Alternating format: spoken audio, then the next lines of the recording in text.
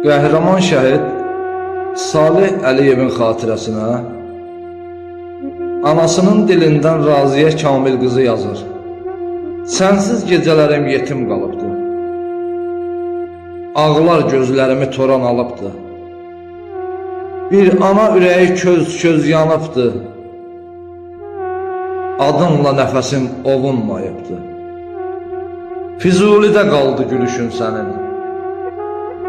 Torpaq qucaqladı igid nəfəsin. Bayrağı ucaltdın son nəfəsinlə. Vətənə bağlandı ömür həvəsin. Salih balam, sən ölmədin, şəhidsən.